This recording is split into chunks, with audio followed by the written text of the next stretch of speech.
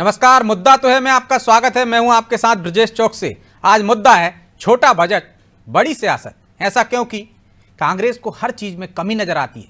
क्या विपक्ष की भूमिका निभाने और खुद सियासी फायदे के लिए कांग्रेस हर बार बीजेपी सरकार के कामों में खोट देखती है? दरअसल ये सवाल इसलिए मौजूद है क्योंकि मोदी सरकार के अंतरिम बजट में भी कांग्रेस कमियां निकाल रही है, जबकि वो खुद ये जानती है कि अंतरिम बजट क्यों लाया जाता है और एक आम बजट से कितना अलग होता है। लेकिन फिर भी मोदी सरकार ने इसमें महिला, युवा और किसान पर फोकस किया है। हालांकि इस छोटे बजट पर कांग्रेस बड़ी सियासत कर रही है। आखिर क्यों, यह भी समझेंगे, लेकिन पहले देखिए ये report.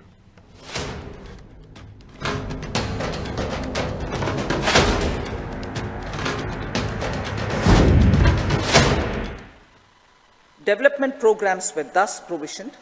In the last 10 years, however, have targeted each and every household and individual through housing for all, Har Ghar Jal, electricity for all, cooking gas for all, bank accounts and financial services for all in record time.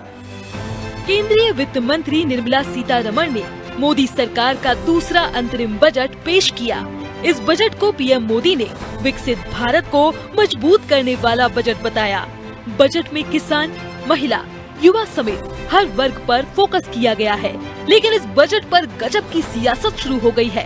पूर्व CM Kamal Nath ने social media पर post कर इस budget को निराशाजनक बताया और कहा कि किसी भी वर्ग को इस बजट से कुछ नहीं मिला। सरकार ने देश के आर्थिक विकास का कोई खाका पेश नहीं किया। अब कांग्रेसी भी बजट के बहाने बीजेपी पर हमलावर हैं।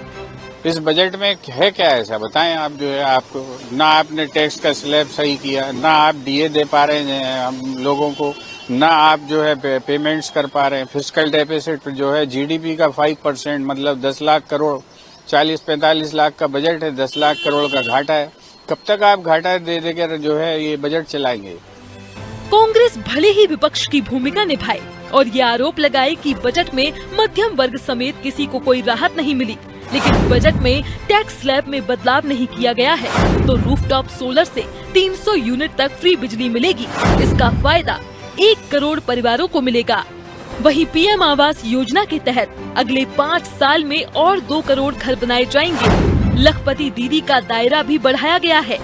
3 करोड़ महिलाओं को लखपति बनाने का टारगेट रखा है तो आयुष्मान भारत का दायरा बढ़ाते हुए इसमें अब आशा आंगनबाड़ी कार्यकर्ता कवर होंगी। वहीं मुख्यमंत्री डॉक्टर मोहन यादव ने बजट को गरीब, महिला, युवा और किसान के हित में बताया तो डिप्टी सीएम जगदीश देवड़ा ने भी बजट की तारीफ की और कांग्रेस के आरोपों पर पलटवार किया। जो बजट आज का लेखानुदान के नाते से आया, पूर्ण बजट तो जुलाई में आएगा, लेकिन हम सब जानते हैं कि उनके सर्वहितैषी, सर्वस्पर्शी कामों के आधार पर सभी विभागों पर्याप्त ध्यान देते हुए खास करके गरीब, महिला, युवा, किसान पर केंद्रित प्रधानमंत्री ने इस बजट को जो ध्यान केंद्रित किया, जिसके कारण से लगभग 25 करोड़ हमारी आबादी गरीब रेखा से बाहर आई है। ये बहुत बड़ा एक तरह से उपलब्धि है और उसी प्रकार से ये जो देश की दुनिया की चौथी अर्थव्यवस्था के रूप में भारत परिवर्तित हुआ है। मुझे लगता है कि यह बजट जो अंतरिम केंद्रीय बजट आया है वो सर्वस्पर्शी बजट है, स्वागत योग्य है, अभिनंदनीय है। विपक्ष के पास कुछ बचा नहीं है। आने वाले लोकसभा के चुनाव में विपक्ष साफ हो जाएगा। भारतीय जनता पार्टी के प्रति अपार उत्साह और अटूट विश्वास है। लोकसभा चुनाव नजदीक है, लिहाजा बजट को लेकर सियासत गरमा रही है। कांग्रेस अपने चश्मे से देख रही है तो बीजेपी अपने। कुल मिलाकर दोनों दल वोटर्स को ही रिझाने की कोशिश कर रहे हैं। हालांकि जानकारों का मानना है कि बजट में विकसित भारत की झलक दिखाई दे रही है, लेकिन ये बजट जनता को कितना पसंद आता है ये लोकसभा चुनाव के नतीजों से ही साफ हो पाएगा। ब्यूरो रिपोर्ट, अनादि टीवी।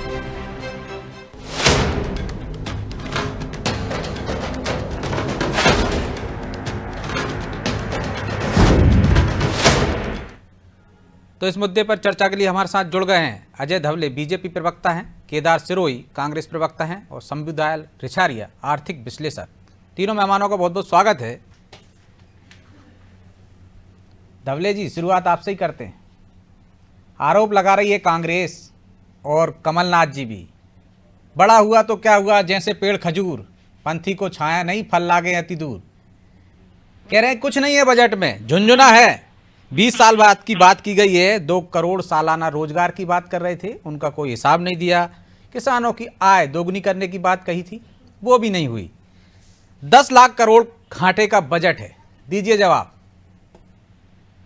देखिए वैसे जी, पहली बात तो ये बजट जो आज आया है ये अंतरिम बजट है। इंटरिम बजट है जिसे हम इकोनॉमिक की भाषा में वोट ऑन अकाउंट कहते हैं।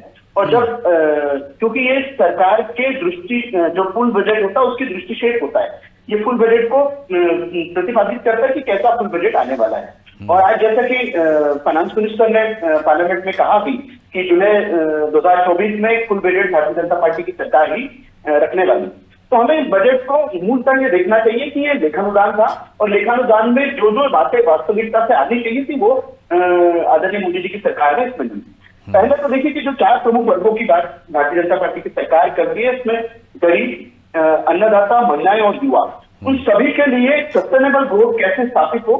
देश में सस्टेनेबल ग्रोथ के जो नए प्रतिमान आदरणीय मोदी जी के नेतृत्व में रखे गए, जिसमें इस जो लेखानुदान है इसके माध्यम से 5 वर्षों में 2 करोड़ लोगों को नए घर की बात हो, फिर 3 प्रमुख आर्थिक रेल कॉरिडोर की बात हो, इंफ्रास्ट्रक्चर पर 11 लाख करोड़ का खर्चा हो, या इंफ्रास्ट्रक्चर विकास के लिए जो 11% से जो बजट को बढ़ाया गया है, डायरेक्ट इंडायरेक्ट टैक्स स्लैब में कोई भी बदलाव नहीं किया गया, रक्षा खर्च जिसे हम कहते हैं डिफेंस एक्सपेंडिचर, इसमें पहली बार बहुत बढ़ोतरी करते हुए 11% की बढ़ोतरी की है। लक्षद्वीप के इंफ्रास्ट्रक्चर को, जिससे हम टूरिज्म के दृष्टि से हम कहते हैं कि लक्षद्वीप के इंफ्रास्ट्रक्चर को बेहतरीन करने के लिए सरकार ने इस पे बात की है। जनसंख्या नियंत्रण के लिए भी एक कमेटी का आज के लेकिन अजय जी, उनके आरोपों का जवाब नहीं है ना उसमें। आप रोजगार का हिसाब दे देते कि अब तक कितना रोजगार मिला है लोगों को। देखिए वास्तविकता अब तक के कितना रोजगार मिला है या अब तक के कितने लोगों को स्वरोजगार से जोड़ा है, ये भारतीय जनता पार्टी की सरकार अपने जो हमारा मैनिफेस्टो था, जो हम संकल्प पत्र कहते हैं, उसके माध्यम से जो हमने संकल्प लिए थे उन सारे संकल्पों की पूर्ति के लिए हम प्रतिबद्ध है और वो भारतीय जनता पार्टी की सरकार करते ही आ रही है।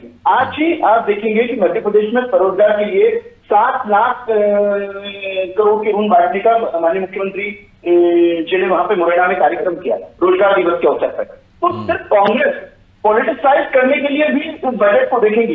देखिए भारतीय जनता पार्टी की सरकार के पास बहुत बड़ा विषय था कि इस बजट को इलेक्शन बजट कर देती, लेकिन नहीं, लेखानुदान की कुछ अपनी प्रतिबद्धताएं होती है, उसी के दायरे में उसको प्रस्तुत करना पड़ता है और भारतीय जनता पार्टी की सरकार ने आदरणीय वित्त मंत्री जी ने उसी प्रकार से उसको प्रस्तुत किया कि देश में वास्तवता अगले 5 वर्षों में के लिए क्या विजन होना चाहिए। ये विजन भी हम लोग लेके चले और 2047 में भारत को जो विकसित बनाने का संकल्प किया भारतीय जनता पार्टी ने, उस विकसित भारत के संकल्प को पूरा करने के लिए क्या महत्वपूर्ण मुद्दे है, सस्टेनेबल ग्रोथ को कैसे स्थापित किया जाए, जिसमें गरीब, युवा, अन्नदाता और महिलाएं जो हमारा केंद्र बिंदु रहेगी, उसी को देखकर दूरदर्शी नेतृत्व के और विजन के साथ में ये बजट लाया गया है। तो दूरगामी दृष्टि का बजट है। 2047 को ध्यान में रखकर अंतरिम बजट लाया गया है। कांग्रेस भी जानती है कि एक रेगुलर बजट नहीं है, फिर भी केदार जी क्या विरोध करना है, इसलिए विरोध कर रहे हैं?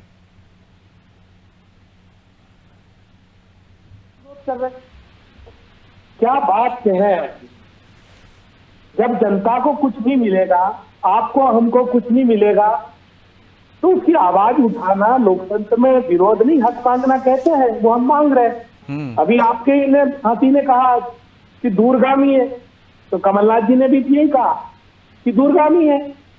पेड़ का उदाहरण दे ही दिया कि फल लागे अति दूर, तो क्या कहा कि इतना दूरगामी है कि हमारी आंख की उससे वजन ही हो गया, इतना दूरगामी है गरीबों के लिए, किसानों के लिए इतना दूर है, दिख ही नहीं रहा, इतनी दूर है, महिला नौजवानों के लिए इतना बड़ा है जो दिख ही नहीं रहा।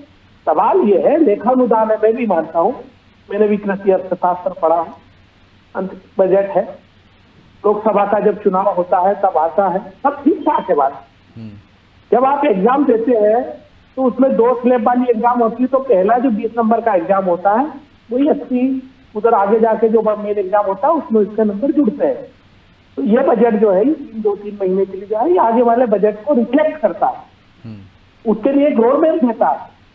अब आप महिलाओं के लिए बात आई लखपति बहन की, तो लेखानुदान गुड, गरीबों के लिए घर बनाने की बात आई, लेखादान गुट। वही फार्मर इनकम पर बात करने पर बेट कहाँ से खराब कहाँ से रहे? यहाँ पर कैसा विरोध आ गया? अगर हमने नौकरी की बात मान ली तो फिर तकलीफ कहाँ आ गई? हम ये कह रहे हैं कि जब आपका टैक्स 3 गुना 4 गुना बढ़ गया है आपके कार्यकालों में, तो लोगों को टैक्स मिलने देने की बजाय कारपोरेट को आप टैक्स की छूट दे रहे हो। क्यों? इस भारत में आर्थिक असमानता तो बहुत बढ़ती जा रही है, खाई बड़ी होती जा रही है। आप एक तरफ कहते हो राम राज्य की बात, राम राज्य में टैक्स कैसा था कि भाई सूर्य जैसे पानी लेता है और बरसात करके देता है, थोड़ा लेता है और ज्यादा दे देता है। ये अप्लाई किससे हुआ? ये राम राज्य कारपोरेट से अप्लाई हुआ है। थोड़ा थोड़ा उनसे दिया और घोष का उनको दे दिया। जनता को क्या मिला? जनता हिली गई, हगी गई। जो उनकी उम्मीद थी, जो उनका विश्वास था, जो उनकी आशा थी, ये पानी फिर गया है साहब। आप कह रहे विरोध मत करो।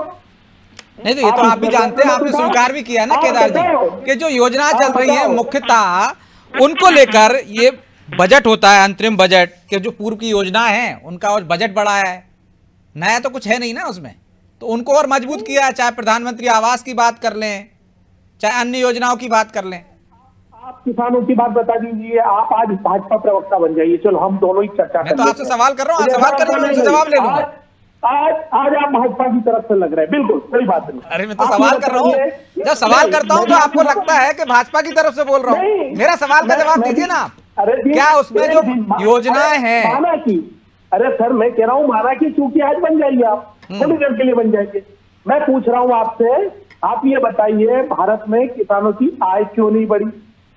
किसानों की आय बढ़ाने के लिए इस बजट में क्या कदम है? पुराना रिकॉर्ड क्यों नहीं दिया? हर बार आर्थिक सर्वे आता है, अब ये मत कहना ये आंतरिक बजट है इसलिए नहीं आया। 2019 में क्यों आया? आर्थिक सर्वे आता है एक तरीके से, वो हमारी अर्थव्यवस्था का पूरा बजट का एक छोटा सा मूल्यांकन होता है। 2019 में आया, ये मत कहना है कि वो वैसा है 2019। उसको हम पढ़ते हैं, एनालिसिस करते हैं, देखते हैं, समझते हैं, क्योंकि जो हमारा जो देश है साहब वो बहुत डाइवर्सिफाइड, अलग अलग तरह का है। हमें इंडस्ट्री भी बढ़ाना है, हमें मैन्युफैक्चरिंग भी बढ़ाना है, हमें सर्विस सेक्टर को भी प्रमोट करना है, हमें स्वरोजगार भी जनरेट करना है, हमें सरकारी नौकरी भी देना है, हमें युवाओं का ध्यान रखना है, हमें शिक्षा व्यवस्था। चलिए सीधा जो आपने कहा है उसका जवाब ले लेते हैं अजय जी से कि किसानों के लिए क्या किया आपने? आपने कहा था उनकी आय दोगुनी हो जाएगी, आर्थिक सर्वेक्षण पर भी उन्होंने सवाल उठाए, दीजिए जवाब। पहली बात तो मुझे लगता है मेरे मित्र ने ये देखा था कि गवर्नमेंट ने, भारत सरकार ने इस वर्ष आर्थिक सर्वे की जगह एक इकोनॉमिक रिव्यू लाया था, जिसमें हमने डिटेल एनालिसिस किया था कि 10 वर्षों में मोदी जी की सरकार ने क्या क्या काम किए हैं। जिसमें मैं आपको बता रहा हूँ ब्रिजेश जी, बहुत ही बताने में हम लोगों को गौरव भी होता है कि देश में एफडीआई का प्रभाव विगत 2014 से 2023 के दौरान 596 अरब अमेरिकी डॉलर का एफडीआई का फ्लो है। ये 2004 से 2014 के दुगना एफडीआई भारतीय जनता पार्टी की सरकार के नेतृत्व में है।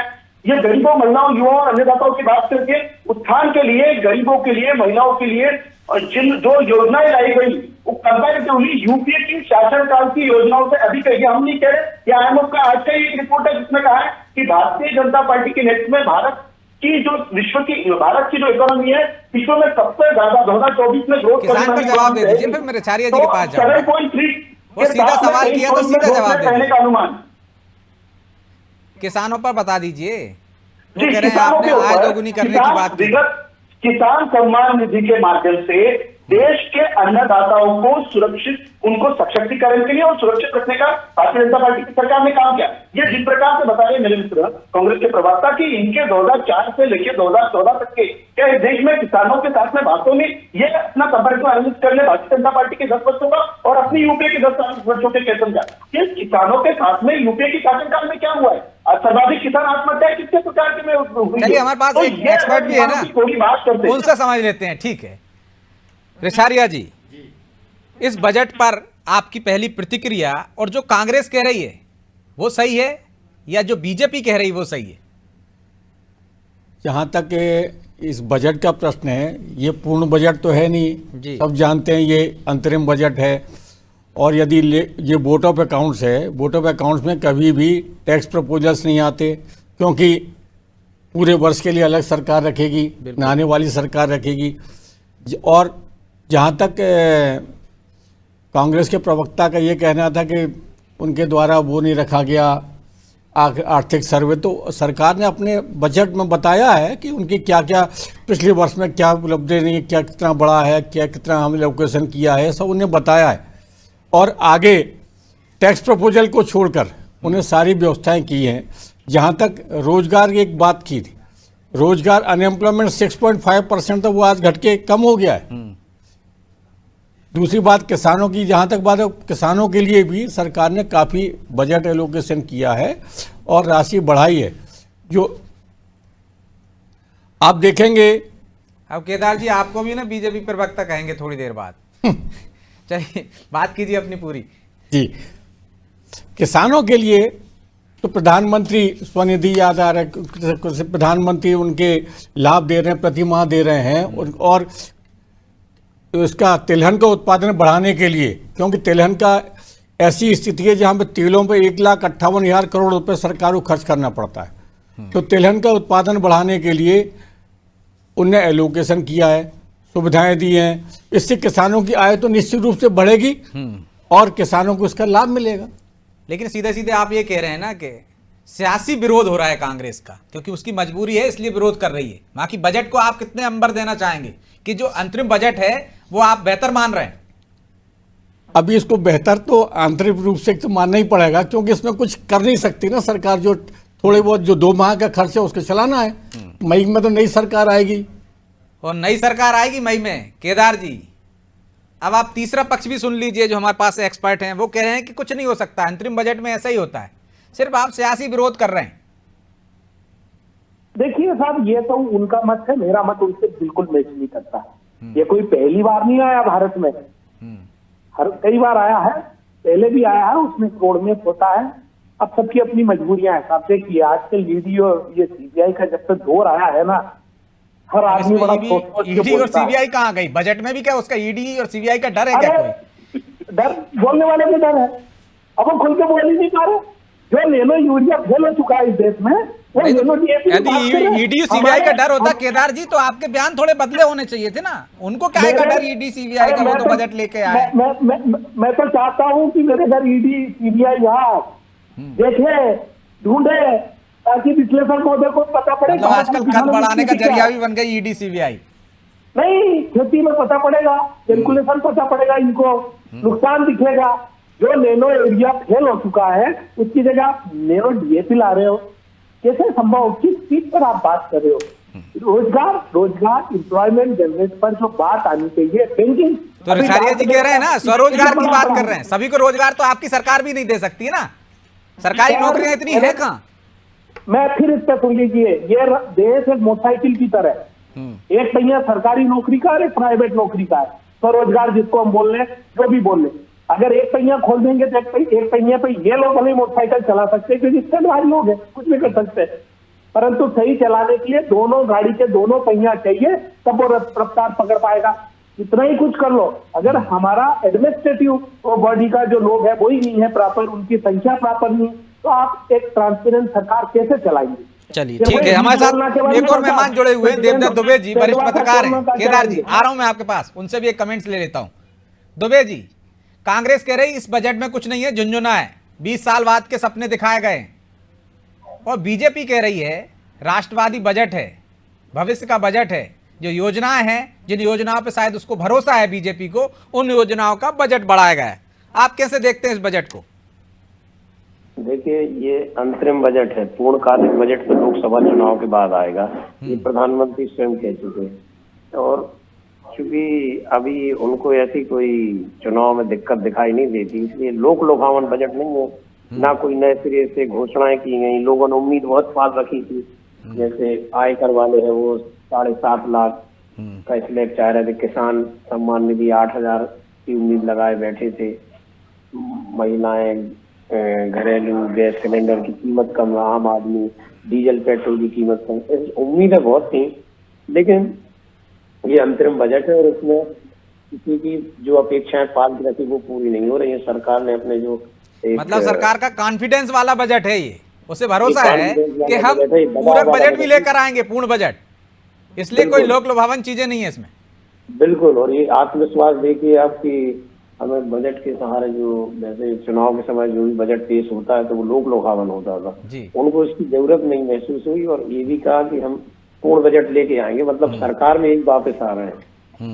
तो ये अलग तरह का बजट है, अलग अलग तरह की ये दिशा है, लेकिन इसमें आम आदमी जो अपेक्षाएं पाले था उसका कुछ इसमें नहीं मिली है, न राहत न उम्मीद। हेलो, तो अजय जी, ये विश्वास का बजट है या अति विश्वास का, कि अगला बजट हम पूरा बजट हम ही लेकर आएंगे, इसलिए कोई लोक लुभावन वादे नहीं किया आपने, आपको भरोसा हो चला है कि हम ही सरकार में रहेंगे? देखिए ब्रिजेश जी, सपने नहीं हकीकत बुनते हैं, इसीलिए लोग मोदी जी को चुनते हैं। और वास्तव में आज प्रधानमंत्री जी ने वो बात भी रखी कि देखिए हम लोगों ने विकास का जो नित नए आयाम गढ़े थे वो हमारे सामने यूपीए पैरामीटर नहीं था, हमारे सामने 2014 से लेकर 2019 तक के जो एनडीए की सरकार ने काम किए थे उससे और बेहतर काम करने का लक्ष्य था, जिसे हमने पूरा कर लिया। देखिए जब प्रधानमंत्री आवास योजना लाई थी ब्रिजेश जी, 2 करोड़ आवासों का लक्ष्य निर्धारित किया था, अब तक के कुल 4 करोड़ प्रधानमंत्री आवास योजना के घर बन गए। आज फिर से नया लक्ष्य निर्धारित किया कि अगले 5 वर्षों में फिर से 2 करोड़ प्रधानमंत्री आवास योजना के घर बनाने। प्रधानमंत्री सूर्योदय योजना के तहत 1 करोड़ घरों में सोलर रूफटॉप के लिए इक्विपमेंट स्टैब्लिश करने का भी नीतिगत निर्णय लिया गया है। ये मेरे मित्र बात कर रहे थे कांग्रेस के प्रवक्ता कि किसानों के लिए क्या कर रही है भारतीय जनता पार्टी की सरकार। तो विगत जब से 2019 से लेकर अभी तक के 11.5 करोड़ लोगों को किसान सम्मान निधि के माध्यम से प्रतिवर्ष 60,000 करोड़ से अधिक का भुगतान नरेंद्र मोदी जी की सरकार कर रही है। 4 करोड़ किसानों को किसान फसल बीमा योजना का लाभ मिल रहा है। रही बात इनाम के माध्यम से, इनाम जो मार्केट लिंक होता है उसके लिए भी 1361 मध्य प्रदेश में तो दुगनी मिल रही है किसान सम्मान निधि जी, मध्य प्रदेश में तो दुगनी किसान सम्मान निधि मिल रही है, केंद्र अलग दे रहा है, राज्य अलग दे रहा है। मैंने आपको समेकित आंकड़ा बताया विजय जी, 60,000 करोड़ का एक आउटले, बहुत बड़ी रकम होती है जो सरकार ने सिर्फ किसानों के लिए रिजर्व करके रखी है और इसको कैपिटल एक्सपेंडिचर की तरफ, और ये डीबीटी जा रहा है। मैं आपको बता दूंगा कि पिछले वर्ष 34 लाख करोड़ रुपए का प्रत्यक्ष हस्तांतरण डीबीटी के माध्यम से मोदी जी की सरकार ने किया, और ये डीबीटी के एक्सपेंडिचर डायरेक्टली लोगों के खाते में करते जाने से भी गवर्नमेंट ने करीब 15 लाख करोड़ रुपए बचा लिए कि ये जो डीबीटी दे रहे हैं उससे जो आउटले होता है वो डायरेक्टली बेनिफिशियरी के अकाउंट में जा रहा है। तो जो सरकार कांग्रेस की कहती थी, जो कांग्रेस के नेता कहते थे कि देश में डीबीटी और यूपीआई कभी सक्सेसफुल नहीं हो सकता, उसे विगत 10 वर्षों में छोटा सा कमेंट ले लेते केदार जी से। केदार जी, वो कह रहे हैं लक्ष्य हासिल करने वाला बजट है, अब तक जो लक्ष्य तय किए हैं मोदी जी ने वो पूरे किए हैं, और अगला लक्ष्य तो चुनाव भी है, तो हासिल हो जाएगा उनको। मैं इस बात से पूर्ण अक्षर से सहमत हूं कि लक्ष्य जो तय किए गए वो लक्ष्य को पाने वाला बजट है। ये लोग लुभावन बजट बिल्कुल नहीं है, बिल्कुल सही है, ये कारपोरेट लुभावन बजट है। कारपोरेट को खुश करने के लिए, चंद लोगों को खुश करने के लिए कारपोरेट लुभावन बजट है, इसलिए कारपोरेट टैक्स को कम किया गया, बाकी लोगों को राहत नहीं दी, उन अमीर लोगों को राहत दी जिनके पास 3-4% लोगों के पास देश की 70% पूंजी उनकी जिनके हाथों में रखी है, उनको मजबूत करने का काम किया। जो मोदी जी का लक्ष्य है उस लक्ष्य पर ये बजट रेछारिया जी, क्या जी उद्योगपतियों के लिए बजट है ये? नहीं, ऐसा नहीं कह सकते। उद्योगपति, जहां तक कॉर्पोरेट टैक्स घटाने की बात है, कॉर्पोरेट टैक्स घटने से नए उद्योग पनपते हैं, उनका लाभ बढ़ता है और कॉस्ट कटिंग होती है, जो अंततः गरीबी को कम कर रोजगार सृजन की ओर होगी। यहाँ तक रोजगार सृजन की बात है, व्यवसाय की बात है, आपका जीएसटी कलेक्शन प्रति माह 1,66,000 करोड़ से ऊपर बढ़ गया। इनकम टैक्स हमारा 10 साल में 3 गुना हो गया। उसको ही तो कम करना है। मेरा तो निश्चित रूप से हमारी इकोनॉमी ग्रो नहीं करती, यदि लाभ नहीं होता तो फिर आगे बढ़ता कैसे? और जब व्यापार बढ़ेगा तो रोजगार भी बढ़ेगा। जहाँ तक एक प्रश्न आपका कांग्रेस प्रवक्ता का है कि साहब महंगाई बढ़ी, इसमें थोड़ी सी सहमति व्यक्त की जा सकती है। हमारी माननीय वित्त मंत्री जी ने कहा कि आम जनता की आय 50% बढ़ी है, लेकिन 2012 में जो 100 रुपये की चीज़ मिलती थी उसमें आज लगभग 80% की वृद्धि हो गई है। तो निश्चित रूप से तो आय भी तो वृद्धि हुई होगी ना। आय 50% बढ़ी जो उन्हें स्वीकार किया, लेकिन उसकी महंगाई तुलना में 80% महंगाई भी बढ़ी, तो उससे थोड़ा सा मध्यम वर्ग पे इफेक्ट पड़ा है। लेकिन रोजगार सृजन, किसानों को लाभ, डेवलपमेंट की जो आप नई नई रोड्स बन रही हैं, डेवलप इंफ्रास्ट्रक्चर 11% आ रहा है, जीडीपी का 4.1%। चलिए माफी चाहता हूं क्योंकि समय की बाध्यता है, इसलिए चर्चा को यहीं विराम देना होगा। आप सभी मेहमानों का बहुत बहुत धन्यवाद। तो केंद्र की मोदी सरकार ने अपना अंतरिम बजट और कह सकते हैं चुनावी साल का आखिरी बजट पेश कर दिया है, जिसमें कॉन्फिडेंस भी दिखा, भविष्य की रणनीति भी दिखी कि किस तरह से 2047 का देश होगा। तो उस तरह से बजट आया, लेकिन प्रतिक्रिया तमाम तरह की आ रही। निश्चित तौर पर विपक्ष का दायित्व है कि वो उसमें कमियां निकाले और निकालने की कोशिश भी कर रही है और निकाल भी रही है। लेकिन ये बजट कॉन्फिडेंस दिखा रहा है सरकार का, क्योंकि इसमें कोई लोक लुभावन वादे नहीं किए गए हैं। लेकिन इसका कितना असर होगा ये तो लोकसभा चुनाव के परिणाम बताएंगे। बहरहाल मुद्दा तो है मैं इतना ही। मुझे दीजिए इजाजत और आप देखते रहिए अनादि टीवी। नमस्कार।